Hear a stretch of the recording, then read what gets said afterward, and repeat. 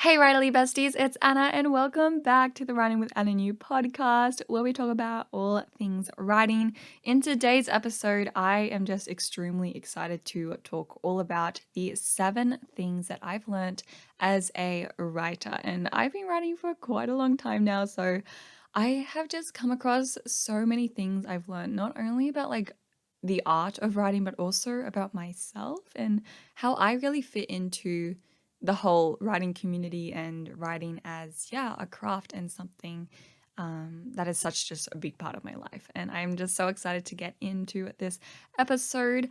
I'm just going to be sharing with you. I'd be like a little bit of like a self-reflective sort of thing, and I just hope you enjoy. I hope you maybe relate to some things and maybe just learn some things along with me. So let's go ahead and get started with number 1. Okay, number 1 is probably like in this whole list, it's kind of stuff you wouldn't really realize.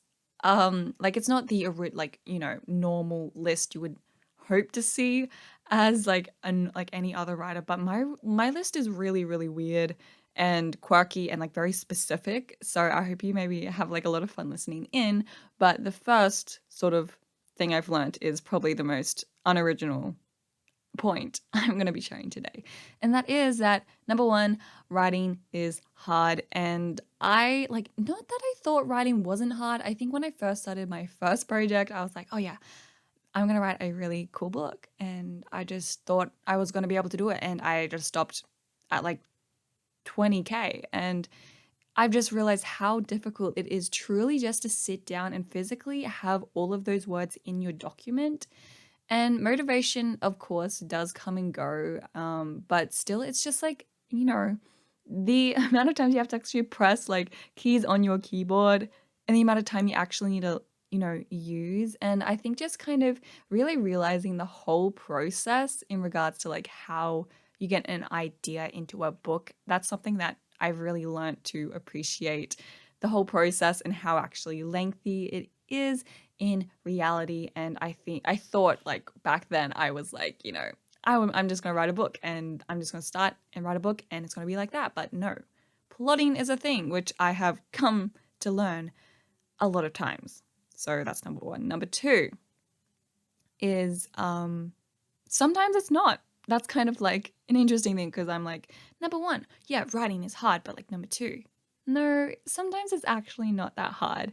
And what I mean by that is like I have realized as I've kind of written so many different sorts of books that there are some specific novels I've written and are starting to write that I don't need any effort to actually make up or imagine, the story. And I think especially with my fantasy sort of projects, very like specific, projects I've been working on for a while now. It's taken me so long to make up all the characters, to like set out all the things that happen in the book, what I really like want to tell.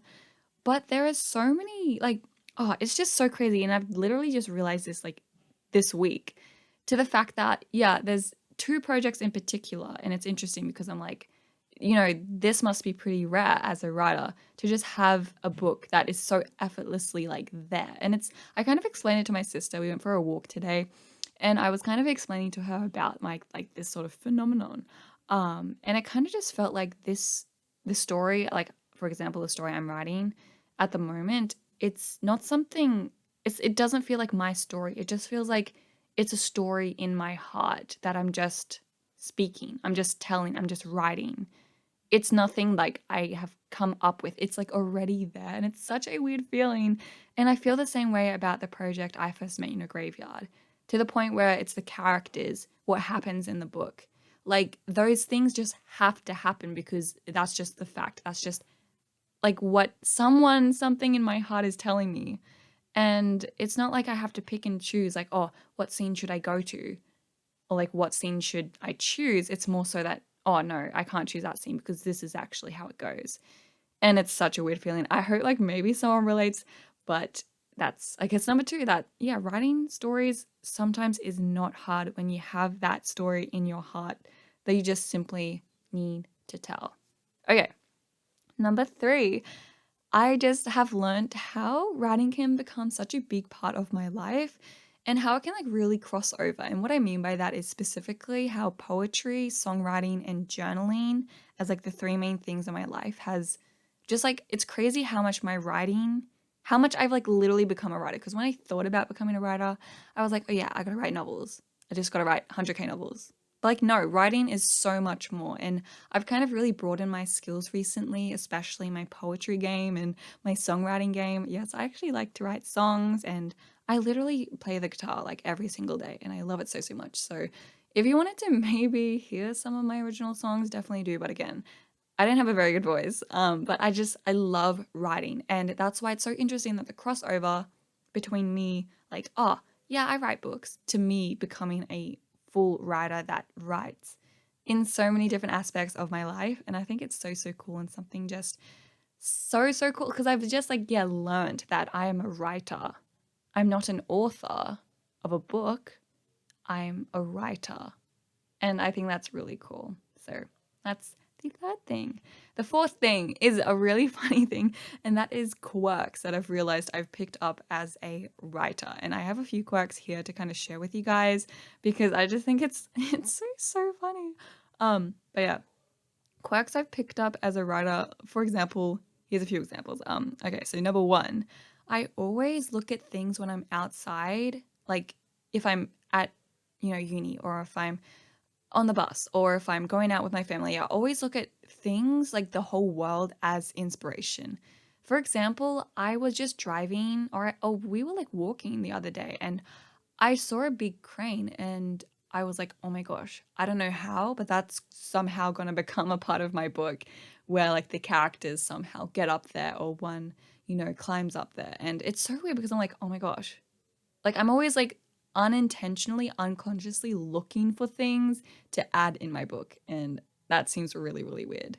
Number two, I hope someone in the world does this too, but I'm a really, really crazy person. I think I've told maybe you in one of my episodes or something of me literally getting so excited whenever I meet new people and I ask for their names. They have the most beautiful name, and I can't stop myself. I just say, that's such a pretty name. And I just get so excited, and I just like secretly whip out my phone and go to my notes app, because I have a literal note that is called character names, which I have all my character names. So whenever I actually come up with a new idea for a project, I go to those names and pick from them. That's how I get my name ideas. Is I sometimes just like come up with it, like if I'm just having a day and I just like, oh, that's kind of a cool name. Or if I like meet someone and that's a cool name, I'm like, oh my gosh. Or I just like, I love names. So yes, I guess a quirk is me having a notes app called character names. And it's like essentially like a baby name thing. But anyways, so that's number two.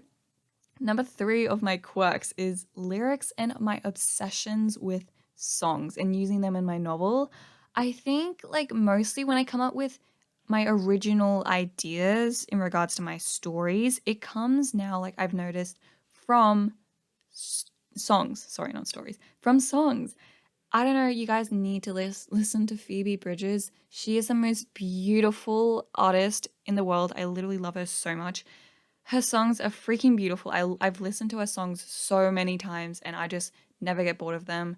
Amazing. I love Motion Sickness. I love Funeral. I love You Miss My Heart. And those three songs have just been with me so much, and they mean so much. So yeah, the amount of like songs that have inspired books is insane. Okay, so they're kind of like my quirks. Also, sorry if you're hearing stuff in the background. I think my brother's like trying to cook. He's not a very good cook. Anyways, I'm just gonna have a little sip of my tea real quick. Oh, that's so good. Anyways, okay. Number 5 of the things I've learned as a writer is how important dialogue is. I think also becoming a reader throughout my life, I've kind of really realized how important realistic dialogue is. And I guess this is more like of an analytical sort of standpoint in regards to like what I've learned, but dialogue. I think, like when you think about it, yeah, Shakespeare, right? Shakespeare used plays, that's a story. You can literally, and it's a story through dialogue. And I think that's literally so cool, because you can imagine everything. And the fact that dialogue is obviously so important because it is a play, but the fact that it's actually like almost a novel too. I think realistic dialogue and finding a voice for your characters, especially, and also finding the sort of balance of letting your characters say stuff, but also holding back and letting things be unknown, if that makes sense. So, yeah, number 5, dialogue is important. Number 6, multitasking between projects has become my best friend and my enemy. And what I mean by this is I don't know if you know my sort of routine, but what I do is I usually work on 2 projects at a time, like very like hardcore, especially if it's for like a week or two.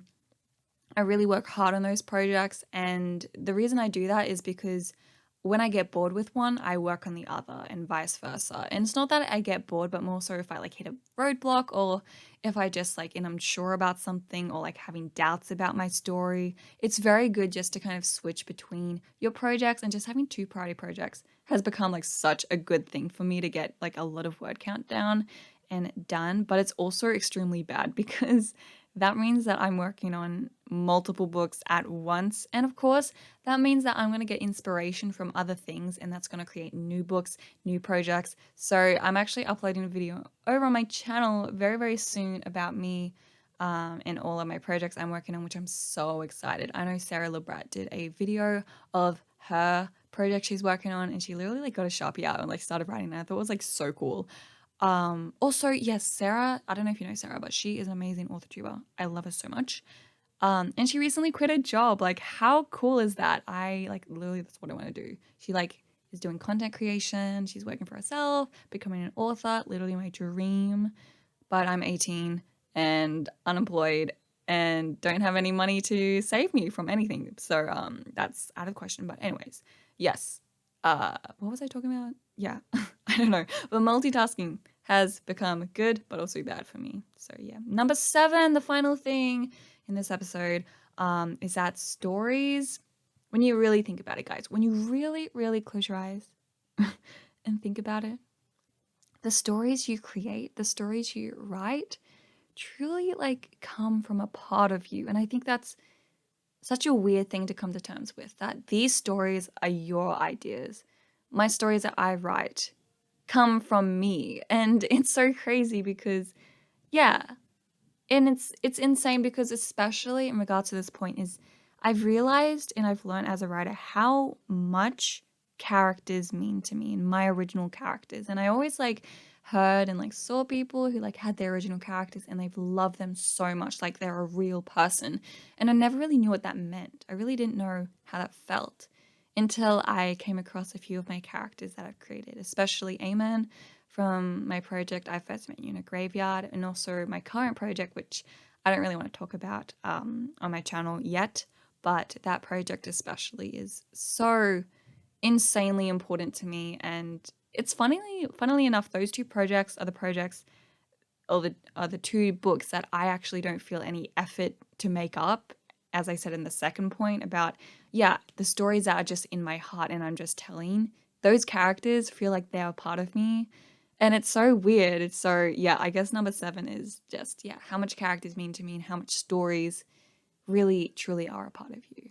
But yeah, I hope you enjoyed today's episode. I know it was a bit over the place, a bit reflective, emotional, quirky, I don't know, but I had so much fun just kind of reminiscing on how I've really changed as a writer and what I've learned. So if you want to maybe let me know about the stuff that you've learned, definitely go onto my YouTube channel in this episode and comment down below because I'd love to hear. But yeah, I hope to see you in my next episode, and as always, keep writing.